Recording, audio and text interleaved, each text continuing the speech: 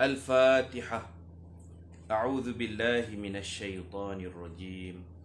بسم الله الرحمن الرحيم. الحمد لله رب العالمين الرحمن الرحيم مالك يوم الدين إياك نعبد وإياك نستعين اهدنا الصراط المستقيم صراط الذين أنعمت عليهم غير المغضوب عليهم ولا الضالين آمين. السلام عليكم ورحمة الله وبركاته. الحمد لله رب العالمين والصلاة والسلام على أشرف الأنبياء والمرسلين وعلى آله وصحبه أجمعين. رب اشرح لي صدري ويسر لي أمري واحلل عقدة من لساني يفقه قولي. سبحانك لا علم لنا إلا ما علمتنا إنك أنت العليم الحكيم ولا حول ولا قوة إلا بالله العلي العظيم. بسم الله ما شاء الله لا قوة إلا بالله ما شاء الله كل نعمة من الله ما شاء الله الخير كله بيد الله ما شاء الله لا يصرف السوء إلا الله أما بعد. Alhamdulillah, pada petang ini dapat kita sambung seperti biasa kuliah harian kita. Kita sampai muka surat 50 dalam tajuk jasad Nabi Yusuf alaihi salam dibawa keluar dari Mesir. An Abi Musa radhiyallahu anhu anna Rasulullah sallallahu alaihi wasallam nazala bi a'rabiyyin fa akramahu فقال له يا أعربي سل حاجتك. قال يا رسول الله ناقة برحلها وأعنز يحلبها أهلي. قالها مرتين. فقال له رسول الله صلى الله عليه وسلم أعجزت أن تكون مثل عجوز بني إسرائيل؟ فقال أصحابه يا رسول الله وما عجوز بني إسرائيل؟ قال إن موسى أراد أن يسير ببني إسرائيل فأضل عن الطريق فقال له علماء بني إسرائيل نحن نحدثك أن يوسف أخذ علينا مواثيق الله ألا نخرج من مصر حتى ننقل عظامه معنا. قال وأيكم يدري أين قبر يوسف؟ قالوا ما تدري أين قبر يوسف إلا عجوز بني إسرائيل. فأرسل إليها فقال دليني على قبر يوسف. فقالت لا والله لا أفعل حتى أكون معك في الجنة.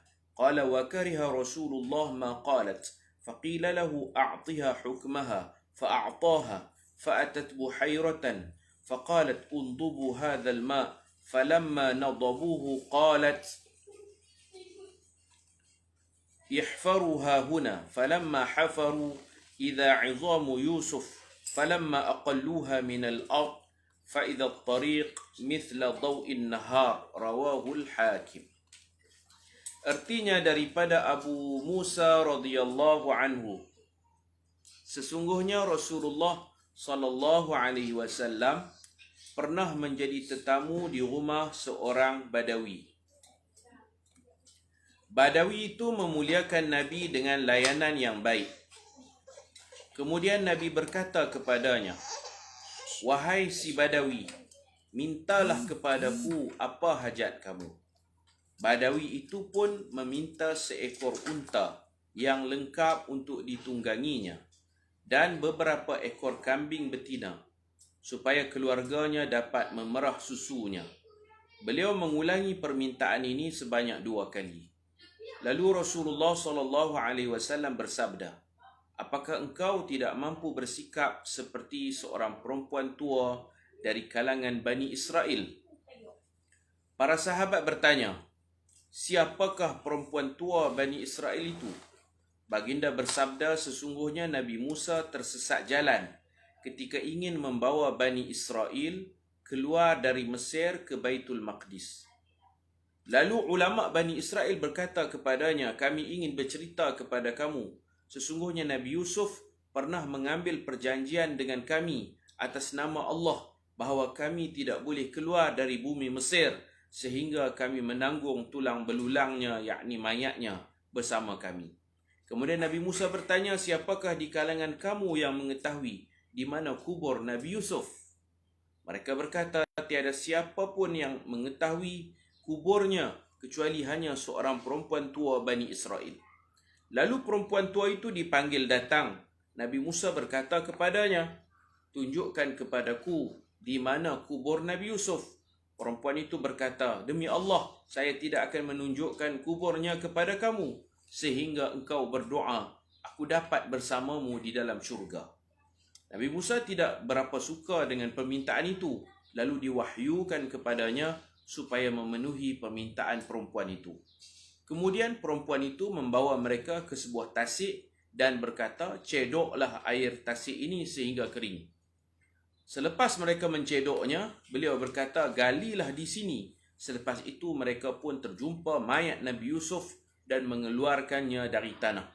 Tiba-tiba jalan mereka menjadi terang seperti cahaya di siang hari. Ini cerita Nabi Musa bawa Bani Israel keluar daripada Mesir nak menuju ke Baitul Maqdis. Mereka keluar ni malam. Mereka keluar malam berdasarkan ayat Quran. Tuan-tuan boleh tengok surah Asy-Syu'ara ayat 52. Surah Taha pun ada ayat 77. Surah Asy-Syu'ara, Allah Subhanahu wa taala berfirman, Asy-Syu'ara 52, wa auhayna ila Musa, kami wahyukan kepada Nabi Musa, an asri, hendaklah kamu berjalan malam. Isra' lah, asri itu Isra'. An asri bi'ibadi, kamu jalan malam, bawa hamba-hambaku Bani Israel. Bawa keluar mereka daripada Mesir ke Palestin. Tapi mereka mesti melalui laut. Mesti melintasi Sinai dulu baru boleh masuk Palestin. Innakum muttaba'un, sesungguhnya kamu akan dikejar. Malam tu Fir'aun tidur nyenyak, tentera-tentera Fir'aun pun tidur lena elok, tak sedar diri. Malam tu Nabi Musa keluar bersama Bani Israel. Malam tu malam 9 masuk 10 Muharram. Malam Ashura 9 ke 10. Tu malam tu. Bawa mereka ni keluar. Dalam surah Taha disebut walaqad auhayna ila Musa an asri bi'ibadi. Taha 77. Demi sesungguhnya kami wahyukan kepada Nabi Musa, bawa hamba-hambaku keluar malam. Surah Ad-Dukhan pun ada ayat 23. Dukhan 23. Fa'asri bi'ibadi laylan. Bawa hamba-hambaku keluar malam. Lari malam. Ad-Dukhan, innakum muttaba'un, sesungguhnya kamu akan diikuti, dikejar. Kamu akan dikejar. Kita orang Melayu kalau lari malam ni, orang duduk rumah sewa tak bayar sewa, lari malam. Orang panggil lari malam. Isra' tu. Jadi saya sebut dah, Isra' Mi'raj berlaku pada waktu malam. Apa lagi? Kaum Nabi Lut pun keluar malam. Nabi Musa pun malam. Banyaklah peristiwa Allah Ta'ala suruh bergerak malam. Jadi malam tu nak keluar meninggalkan Mesir, mereka semua tidur. Fir'aun, tentera-tentera dia semua tidur. Jadi Nabi Musa bawa mereka ni keluar. Dan berlakulah apa yang terjadi. Surah Asy-Syu'ara ayat 63. idrib bi'asakal bahr. Pukul dengan tongkatmu laut. Pukul laut. Itu usaha, ikhtiar. Tak boleh harap pertolongan Allah saja. Kita sebagai makhluk kena berusaha. Usaha Nabi Musa, pukul tongkat ke air laut. Fanfalaq, tiba-tiba laut terbelah. Usaha dan ikhtiar Nabi Musa, ketuk tongkat ke air laut. Wa auhayna ila Musa an idrib bi'asakal bahr. Allah wahyukan kepada Nabi Musa, ketuk tongkat kamu ke air laut. Tak boleh tunggu saja. Kita sebagai makhluk, kita kena ada usaha, kena ada ikhtiar. Al-akhdu bil asbab. Buat lagu mana pun, usaha, ketuk air laut. Pukul air laut. Fanfalaqa, tiba-tiba laut terbelah. Fakana kullu firqin, maka setiap kumpulan masuk dalam tu, air laut tu jadi macam mana? Qattudil azim, seperti tud ni al-jabal. Qattudil azim, seperti al-jabal al-azim. Air laut tu bila dia asal bercantum, bila dipukul dia bergerak, terbelah. Maka air laut ni ombak dia naik ke atas, meninggi. Maka jadilah laut itu qattudil azim, seperti bukit yang sangat tinggi dan sangat besar. Dia tak boleh nak cantum, dia naik ke atas, dia jadi macam bukit besar, bukit tinggi. Suasana malam tu. Kemudian barulah Fir'aun dan tentera dia tersedar. Mereka kejar Nabi Musa AS. Bukan mudah nak sampai ke laut tu. Malam tu Nabi Musa tersesat jalan daripada Kahirah nak sampai ke laut berkaitan. Kata pengkaji sejarah, laut hak tempat belah tu nama Khalij Suez, Selatan Suez. Wallahu a'lam. Sebab kawasan tu lah yang paling dekat dengan Sinai. Tak jauh dah dengan Sinai. Dengan kawasan yang seberang sana dipanggil Uyun Musa. Jadi malam tu Nabi Musa bawa semua Bani Israel. Ramai lah no. Ramai. Ribu-ribu orang. Macam bawa satu negeri.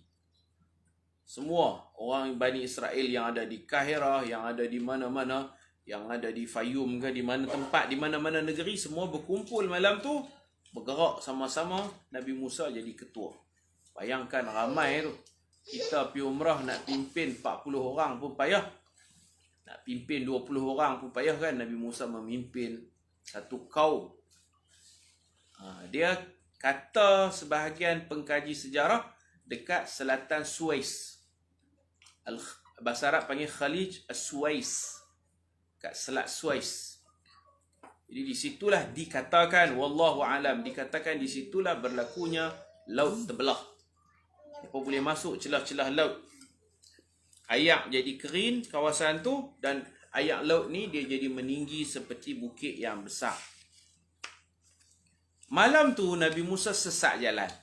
Seperti mana dulu dia nak pergi cari Nabi Khidir, dia sesat jalan juga. Dia nak pergi cari Nabi Khidir, dia bawa ikan. Dia nak keluar daripada Mesir, rupa-rupanya dia kena bawa Nabi Yusuf AS. Jasad Nabi Yusuf. Dia kena bawa, baru dia keluar.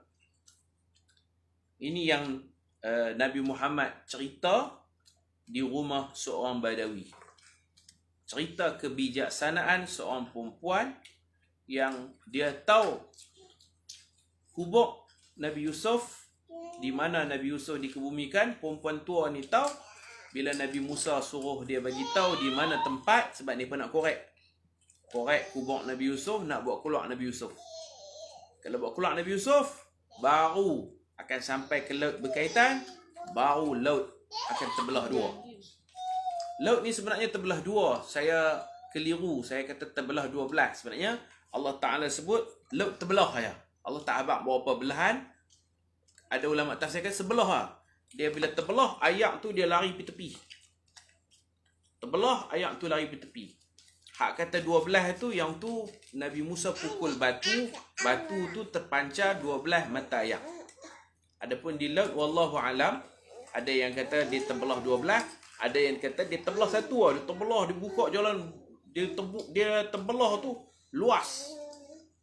Dia pergi ke tepi macam tu, ayak tu. Jadi luas. Jadi mereka boleh masuk satu lorong je. Jadi Nabi Musa sesat jalan, nak cari Khidir, bawa ikan. Nak pergi ke laut terbelah tu, kena bawa jasad Nabi Yusuf AS. Mari kita baca keterangan. Sebelum berlaku peristiwa ni, Allah, kan peristiwa ni juga Allah menenggelamkan Fir'aun mati lemas. Fir'aun dia diazab dengan air laut. Sebelum Allah nak bunuh Fir'aun, Allah dah bagi beberapa amaran kepada Fir'aun. Sebelum tu, Allah Ta'ala dah tunjuk dah 9 tanda-tanda kebesaran Allah dekat Fir'aun.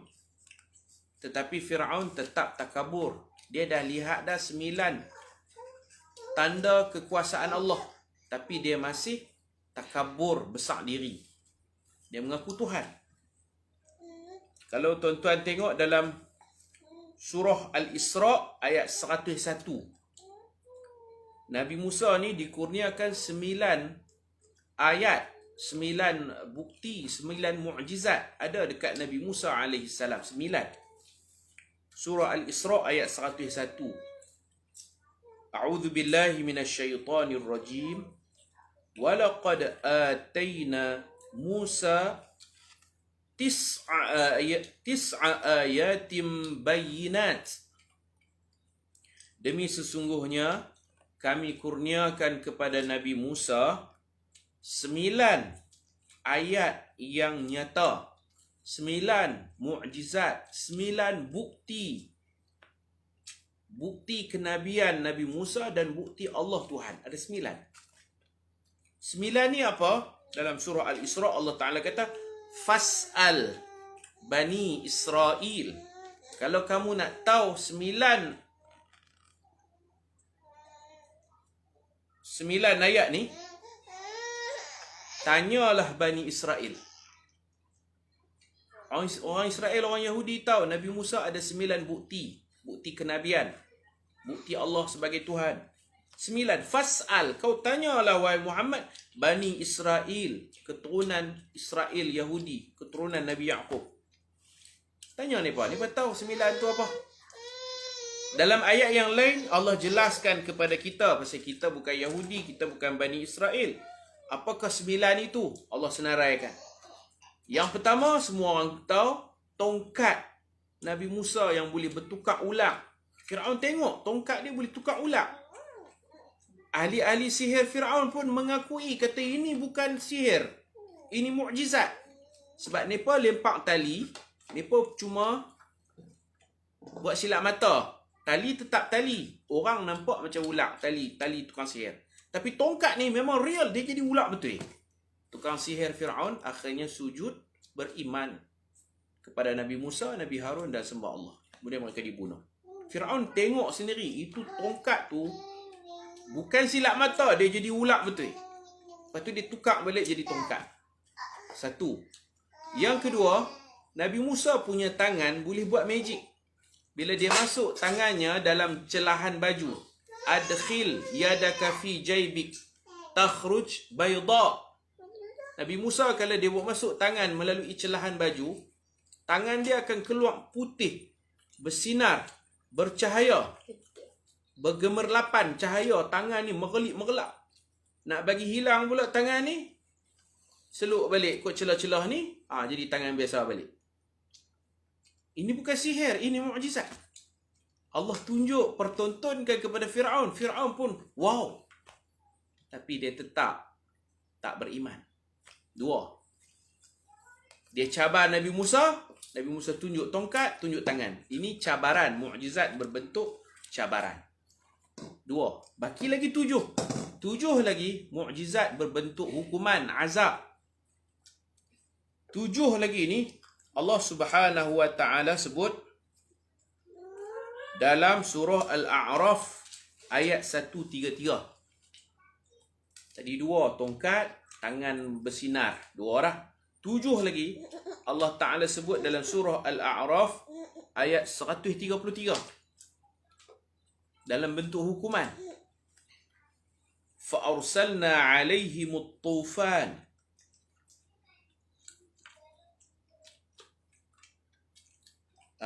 Dia daripada ayat minta maaf 130, kemudian baru 133. 7 lagi ada dekat 130 surah Al-A'raf dan 133 juga surah Al-A'raf. 7 lagi. Kena ada Quran lah. Ada Quran baru kita boleh tadabbur, perhati. Surah Al-A'raf ayat 130. وَلَقَدْ أَخَذْنَا آلَ فِرْعَوْنَ بِالسِّنِينَ وَنَقْصٍ مِّنَ الثَّمَرَاتِ لَعَلَّهُمْ يَذَّكَّرُونَ. Demi sesungguhnya kami menyiksa keluarga Fir'aun, hak sokong Fir'aun, hak sembah Fir'aun. Kami siksa mereka bisinin, dengan beberapa tahun kesusahan. Allah guna sanah tu. Sanah, sinin, saya dah hurai dah dulu. Beza am dengan sanah. Kan? Sinin jamak kepada sanah. Allah siksa mereka dengan beberapa tahun yang sulit, yang susah, iaitu tahun kemarau. Ayak makin kering. Allah seksa dengan kemarau. Sinin, banyak tahun kemarau. Yang kedua, Allah seksa dengan wa naqsim minats thamarat. Buah-buahan, tumbuh-tumbuhan itu berkurangan, tak menjadi. Tanam pokok mati. Sedikit buah. Dah kemarau, buah tak jadi ya. Tanam pokok mati ya. Kemarau. Masalah mereka kemarau, masalah mereka buah-buahan, hasil-hasil mereka berkurangan. Kemudian mereka minta dekat Nabi Musa dan berjanji, wahai Musa, kau doa Tuhan kau. Ud'u lana rabbak. Tolong doa dekat Tuhan kau. Dia tak kata Tuhan kita. Fir'aun dengan dia punya jemaah menteri dia jumpa Nabi Musa. Tolong doa kat Tuhan hang. Tuhan kita lah. Sombong. Nabi Musa pun kesian, doa. Doa minta turun hujan pasal kemarau. Minta mengharapkan turun hujan. Pasal kemarau, tumbuh-tumbuhan tak menjadi. Kurang buah-buahan. Nabi Musa doa, Allah pun mustajab doa Nabi Musa, turun hujan. Turun hujan, mereka janji nak beriman, mereka tak beriman. Mereka janji, lanu'minanna lak. Kami akan beriman dengan kau. Tak beriman, tipu. Oleh kerana tipu, Allah bagi hujan tu lebat sehingga jadi banjir. Ini disebut dalam 133 surah Al-A'raf. Fa'arsalna 'alaihimut tufan. Kami hantar kepada mereka hujan lebat, sekali dengan angin, sekali dengan ribut, tufan, hujan lebat. Menjadi satu hukuman Allah. Dan mereka minta ayak, Allah bagi ayak, mereka tak beriman, Allah bagi ayak tu jadi banjir. Hukuman Allah ke atas mereka. Ayak. Dah dulu tak ada ayak. Bila dapat ayak, ayak terlampau banyak. Azab. Hujan azab. Bukan hujan rahmat. Tak apalah. Bukan. Kemudian Allah bagi berhenti hujan. Mereka pun tanam. Mereka tak beriman. Mereka terus buat tanaman. Sebab Mesir ni memang dipanggil Arduz Zira'iyah. Bumi yang subur untuk pertanian Mesir ni. Kami duduk di Syria dulu pun ada kan beras Mesir. Beras Mesir pendek-pendek. Kalau masak dia jadi macam pulut. Dia tak boleh buah ayak banyak. Orang panggil beras Mesir. Kita duk tahu di sini beras basmati, beras siam, beras wangi. Sana ada beras Mesir. Orang duk makan. Sana memang subur. Mesir ni subur. Gandumnya, berasnya. Allah bagi banjir. Betul, stop. Nak tengok mereka beriman tak? Tak beriman juga. Mereka tanam pokok. Pokok mereka pun subur. Pokok mereka pun tembun-tembun besar-besar. Keluar hasil. Allah hantar pula. Berapa dah? Kemarau. Kekurangan buah-buahan. Yang ketiga, banjir besar, disebut tufan. Yang keempat, Allah hantar wal jarad. Allah hantar belalang. Makan pokok-pokok yang mereka tanam ni, banyak pokok yang musnah. Allah hantar belalang. Pokok besar, tapi belalang mai gigit, pokok mati. Tapi Allah tak bagilah belalang ni gigit semua pokok. Sebahagian tanaman kena serangan belalang. Tapi tak semua. Mereka berjaya selamatkan, mereka buat racun apa semua, mereka boleh basmi belalang tu. Allah hantar pula wal qummal. Qummal ni bukan kutu. Kalau al-qamlu, mim mati al-qamlu kutu. Qummal ni serangga kecil-kecil yang makan gandum yang mereka dapat tu, mereka simpan. Macam kita ada je lapang padi, simpan. Hak mana tanam, hasil simpan. Simpan beras, simpan gandum.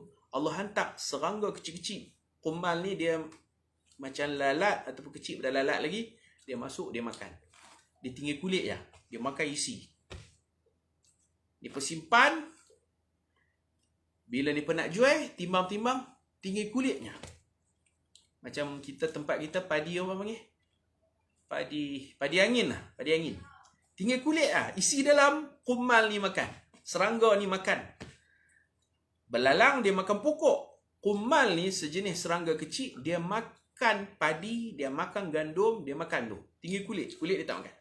Dia biar ditangkai, ada kulit semua. Timbang ringan. Rupa-rupanya tak ada isi. Itu makna qummal.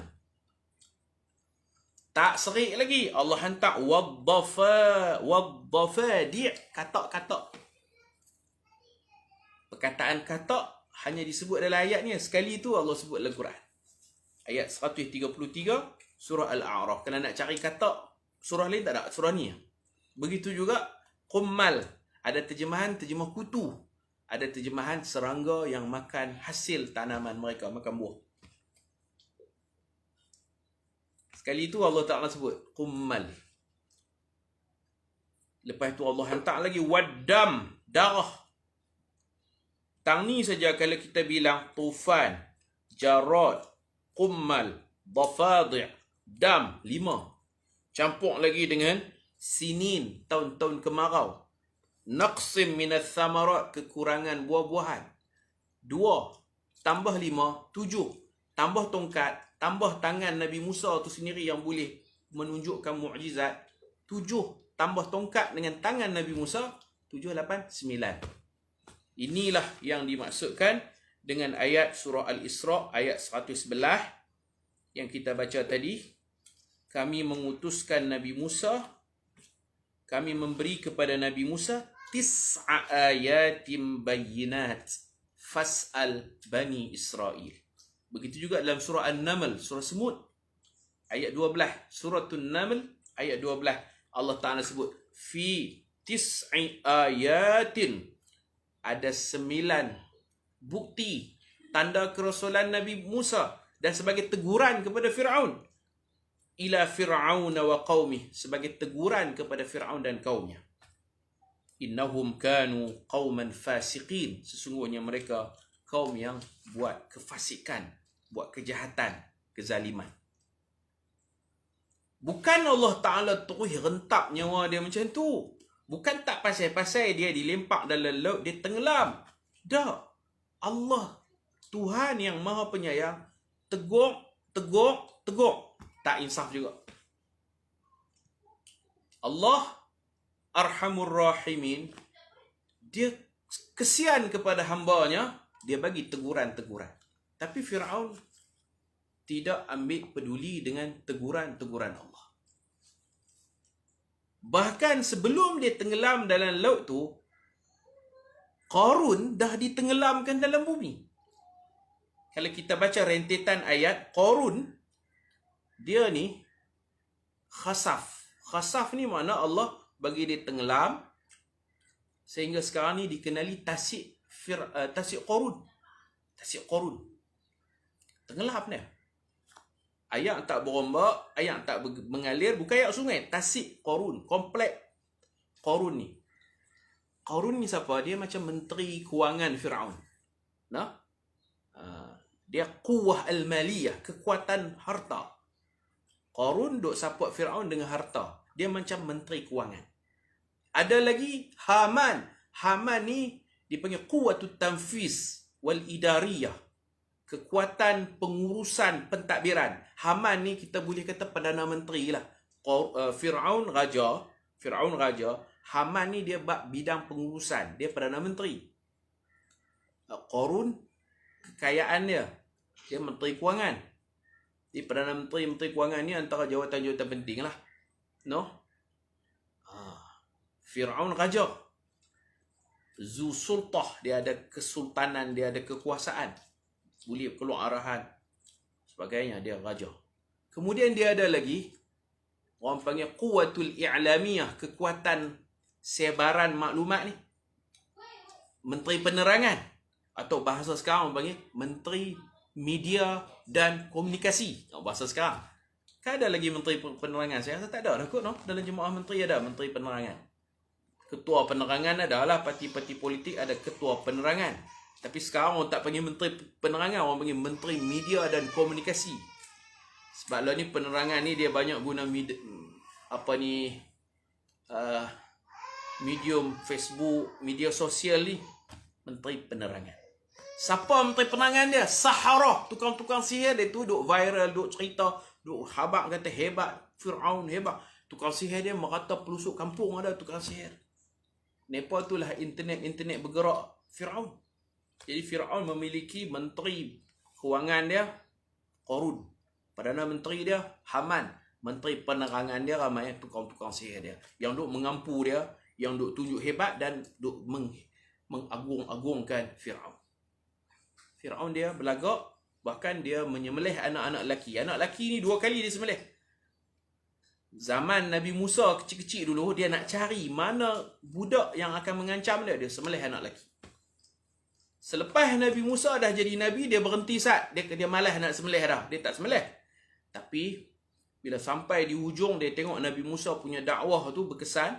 Ramai anak-anak muda memeluk Islam di kalangan Bani Israel. Bahkan di kalangan Qibti pun, ramai anak muda yang ikut dakwah Nabi Musa AS. Tukang sihir pun ikut dakwah Nabi Musa. Maka sekali lagi Fir'aun melancarkan arahan sembelih anak lelaki. Jadi anak lelaki Bani Israel disembelih 2 peringkat. Peringkat pertama, waktu Nabi Musa belum lahir. Ataupun waktu Nabi Musa masih bayi. Kemudian dia berhenti saat lah. Sekarang bila Nabi Musa berjaya dalam dakwah, dia sembelih lagi anak-anak Bani Israel. Sebab tu dia dihukum mati lemah dalam laut. Jadi sebelum nak mati lemah tu, dia dah tengok dah Qarun tenggelam dalam bumi. Bidarihi. Allah tenggelamkan sekali dengan rumah Qarun dalam bumi. Dia dah tengok dah katak, darah. Darah ni kita tak tahu. Menurut sebahagian ulama tafsir, darah ni tiap-tiap kali ni pun nak minum, ayak jadi merah. Bukan ayak sirap, ayak bawah. Hanya darah. Dan mereka nak cakap pun susah. Buka mulut, baru nak cakap, katak lompat masuk dalam mulut. Banyaknya katak. Allah hentak katak. Semua tu teguran, tapi dia tak peduli dengan teguran-teguran Allah. Dan Fir'aun ini, dia kata dia Tuhan kan? Dia kata dia Tuhan. Tapi dia sendiri buat banyak berhala. Dalam istana dia ada banyak berhala. Dia sembah berhala. Dia suruh rakyat sembah dia. Dia sembah berhala.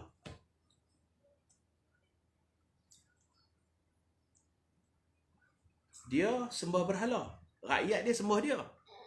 Dia paksa rakyat dia. Rakyat dia banyak yang jahil, tak mengaji sekolah, orang bodoh, sembah dia. Ana rabbukumul a'la, kata Fir'aun. Dalam surah An-Nazi'at ada kan? Fahashara fanada, dia kumpul sekalian rakyatnya. Fanada, dan dia menyeru. Faqala ana rabbukumul a'la. Dia kata, akulah Tuhan hampa yang maha tinggi.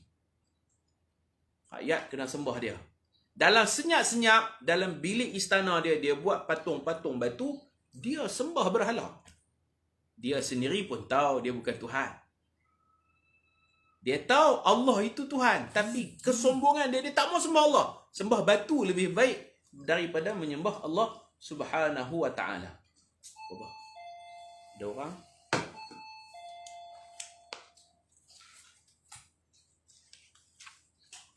Dekat rakyat dia.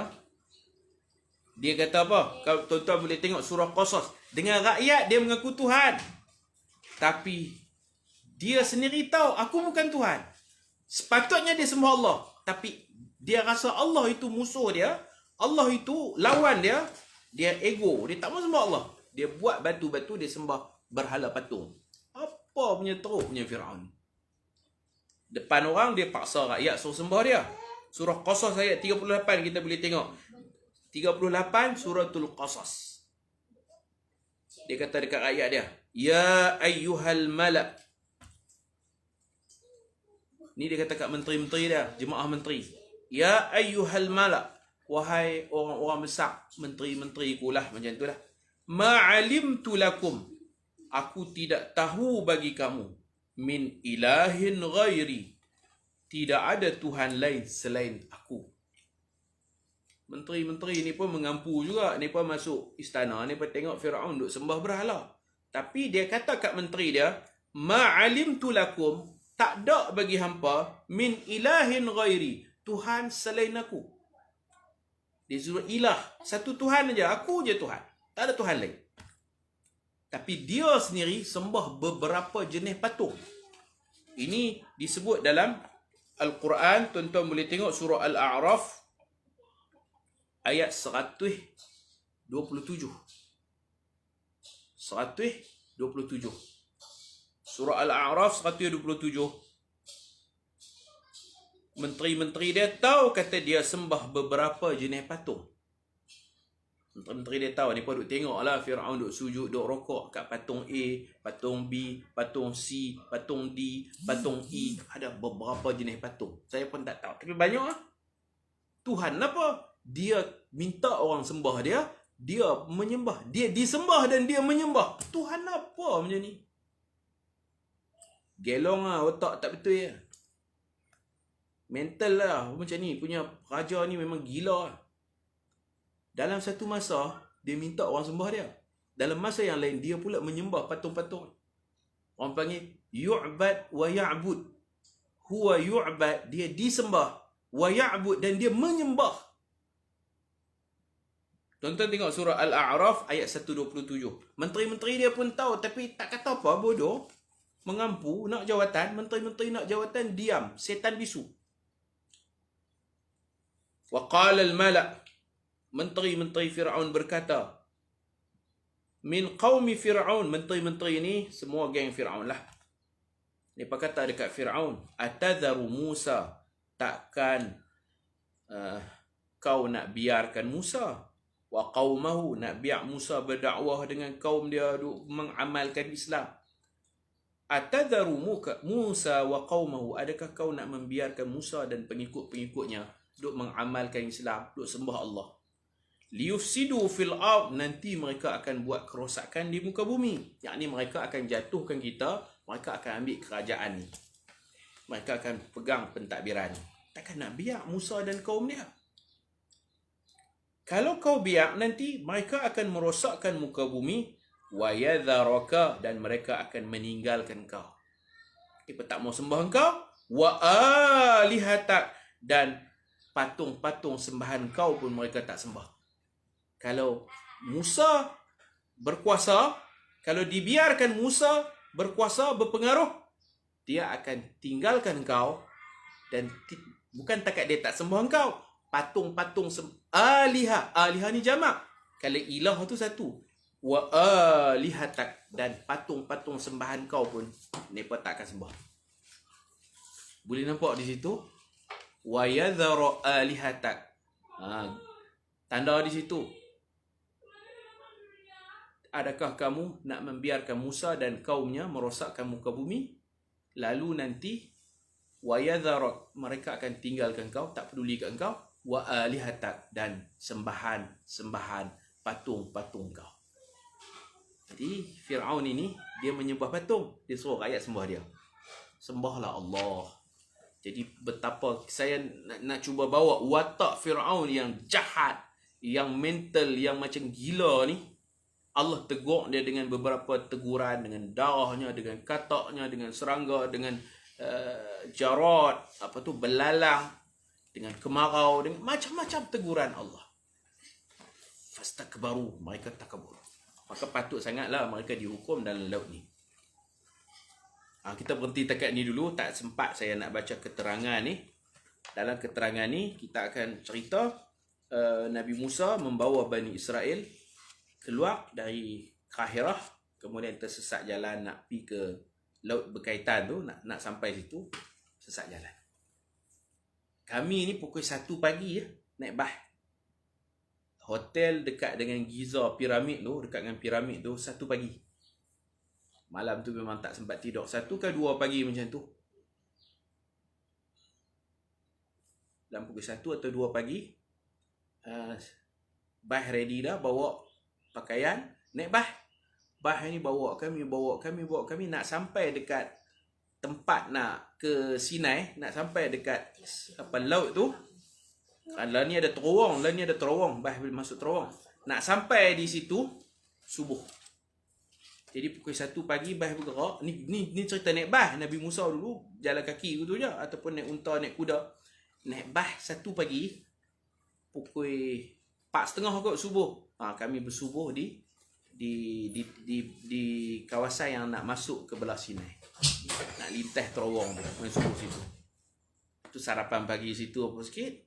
Maknanya jauh lah daripada Kahirah. Nak pi ke tempat laut berkenaan ni bukan dekat, jauh. Bayangkan 1 pagi, 4.30 aku sampai sana. Lebih kurang 3.5 jam atau 4 jam jugalah. Dekat 4 jam juga. Itu kalau perjalanan naik bah. Jadi Nabi Musa dulu, dia malam tu, Firaun tidur, tak tahulah pukul berapa dia bergerak. Pukul 12 ke, pukul 1 ke. Orang semua tidur, malam tu dia bergerak. Pergi ke tempat tersebut, tersesat jalan pula. Kena cari kubur Nabi Yusuf dulu. Kena korek, kena bawa Nabi Yusuf sekali. Begitu perjalanan cerita yang kata 10 Muharram, yang mana kita sunat mengenang kisah ini, sejarah Firaun mati lemah, Nabi Musa berjaya bawa Bani Israel daripada penindasan, bawa keluar ke Sinai. Itulah peristiwa 10 Muharram. Nabi Muhammad ke Madinah. Nabi Muhammad tengok orang Yahudi duk puasa. Nabi Muhammad tanya pasal apa, rupa-rupanya pasal ini. Pasal tersebut, maka Nabi Muhammad kata, kita lebih patut menyambut hari Nabi Musa yang kita panggil hari Ashura dengan cara kita berpuasa. Tahun berapa Ustaz pi? Pi tahun 2019 ke berapa? Tak ingat dah saya. Tapi sebelum Covid lah, 2018 kot, 2018. Wallahu subhanahu wa ta'ala alam. Takat ni dulu. Mudah-mudahan Allah berkati hidup kita. Wassallallahu ala sayyidina Muhammad wa ala alihi wa sahbihi ajma'in. Walhamdulillahi rabbil alamin. Subhanakallahumma wa bihamdika. Asyhadu an la ilaha illa anta astaghfiruka wa atubu ilaik. Bismillahirrahmanirrahim. Wal 'asr innal insana lafi khusr illa alladhina amanu wa 'amilus shalihat wa tawasaw bil haqq wa tawasaw bis sabr. Assalamualaikum warahmatullahi wabarakatuh.